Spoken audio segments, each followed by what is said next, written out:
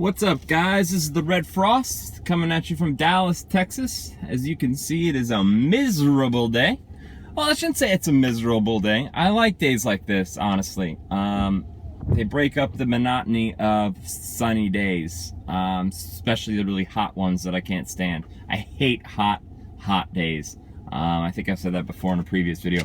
But this kind of weather, it makes you tired, it slows you down, makes you want to crawl in bed with a book, or, you know, sit on the couch and play a video game or watch a movie, something like that. And probably be doing that later, in fact, on the way back home, which is where I'm heading right now. I had to pick up some medication for my dog.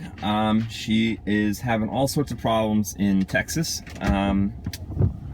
Texas is a terrible place for dogs because they get all sorts of awful skin things, and you know, there's fleas and ticks and all sorts of shit here that just, you know, your dog just gets really, it can get really messed up. And she's really gotten sick quite often. She's had a lot of skin problems. Hold on, let me turn on the defroster, guys, so you guys can see what's going on outside in this rain, so you can see maybe something interesting will happen. I don't know, who knows? There, you can see again. See, I'm nice to you guys. I keep the video clear. Anyway, so Texas is a terrible place for dogs. It really is. I have another dog, a border collie. What are these women doing? Don't hug in the street, come on. Like, seriously? You can hug later. Always, this happens in Dallas too, all the time. People just, you know, stand in the middle of the street and it's like, see, look at how, I mean, they backed up like 6 cars. You guys can't see this. They literally backed up like 6 cars. Here's, you're gonna see the end of this one. See, this car coming in right here is getting backed up because of those people.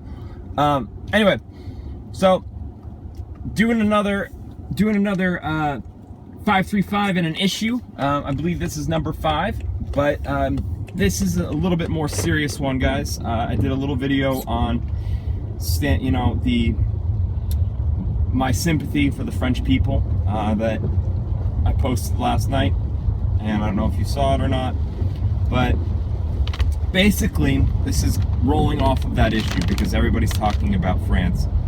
This is going to be a shorter video, but we're going to talk about it a little bit. But, you know, first of all, again, I want to express my deepest sympathies for France and let them know that myself, the West, stands with them, and, you know, IS is not going to go unpunished for what they have done. They are disgusting, unbelievably awful people who do not deserve to be living. So my question, my issue in this is, what should we do? The French president has already decided to change a couple things, or get the ball rolling on changing a couple things in the Constitution that gives the president the power to, you know, use troops without the consent necessarily of the parliament, and also to do things like extend curfews, allow for kind of a emergency response at home, just like emergency powers, essentially, basically allowing him to it controls everything from, you know, people coming into the country, revoking their citizenship rights if they're found to be part of these terrorist groups, to allowing the police to hold certain people for a matter of time with no evidence. It allows them to do a whole bunch of stuff like that. And then on the military side of things, they are sending their carrier over to Syria, to well, not to Syria exactly, in the water, to be able to launch airstrikes from there. Oh, sorry guys, you're not gonna be able to see for a second. I'm trying to get this off. Oh boy, we're blind. We're flying blind, guys. Flying blind. Holy shit. Just kidding. Everything's good. Don't worry about it. Everybody, don't worry about it. Now, so they're sending their carrier, which will definitely allow them to, you know, make a lot more strikes in country, in Iraq and Syria, to destabilize ISIS, or IS. And you know, I think they're going to greatly increase the amount of airstrikes. They've already greatly increased it. IS said that they didn't actually cause any casualties, but you know, IS is great at propaganda, and I don't necessarily believe them. So tell me what you think.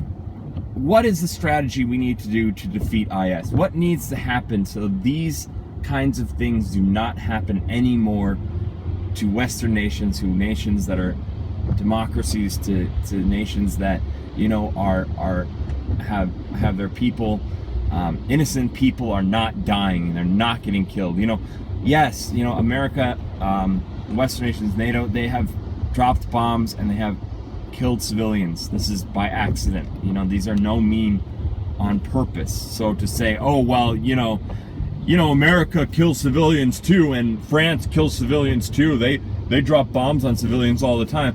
No, they don't do that on purpose. They don't drop bombs on civilians on purpose. No, they have a reason. They believe that there's a target there, and they don't think those civilians are there. You know, the fog of war is a big deal. You know, intelligence isn't always the most precise thing. But I mean, I hate to say this, but it always happens in warfare. There is not a single war that does not have civilian casualties. But we sometimes have to sacrifice.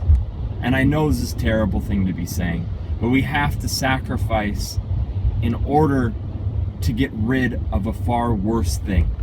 Like the same thing in World War II.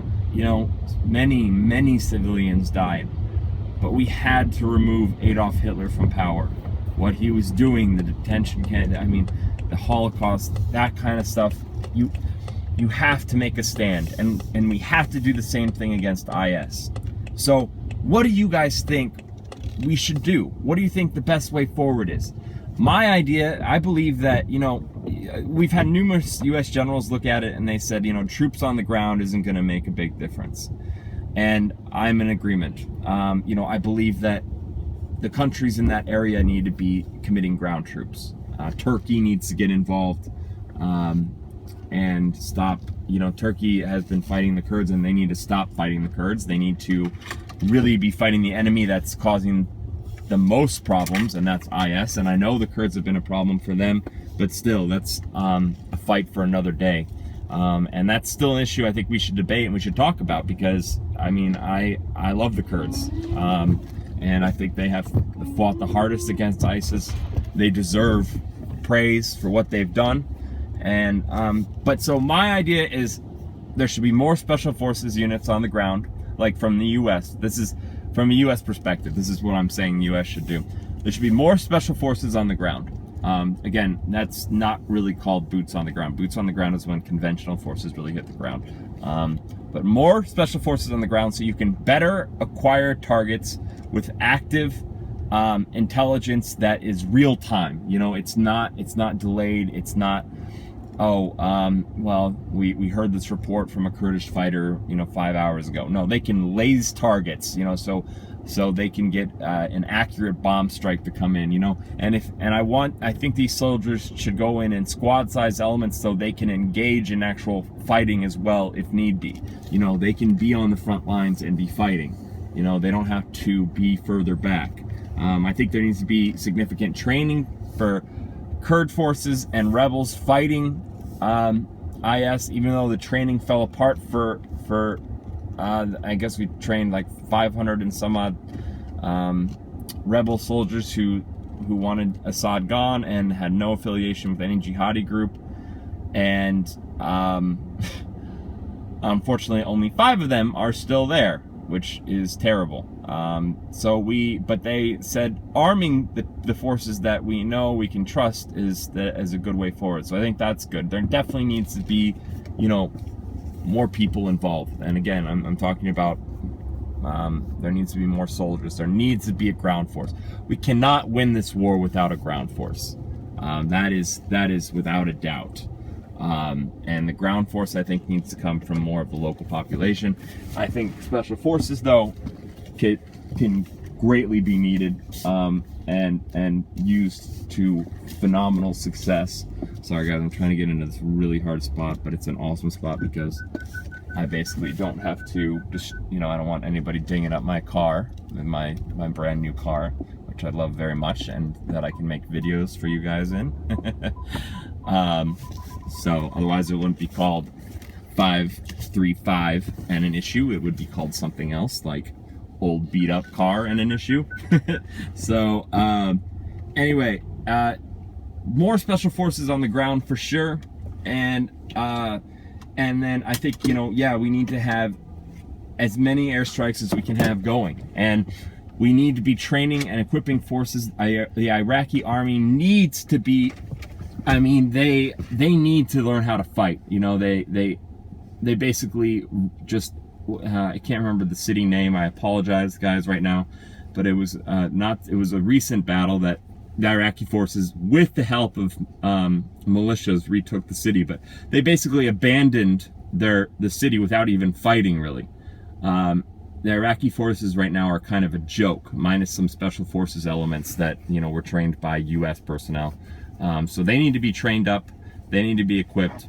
You know, you can't have these Shiite or Sunni militias fighting, because then it creates a lot of conflict between the two groups, which is causing a lot of conflict in Syria and Iraq today.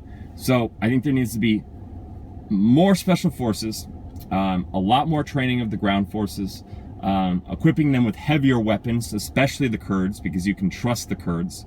You know, giving them, I mean, I'm talking anti-armor, stuff like TOW missiles, heavier mortars, you know, like maybe 80mm mortars, something like that, gun chucks, all that kind of stuff that they need to be able to fight effectively. And then I think we can hopefully degrade and destroy ISIS like that, IS like that.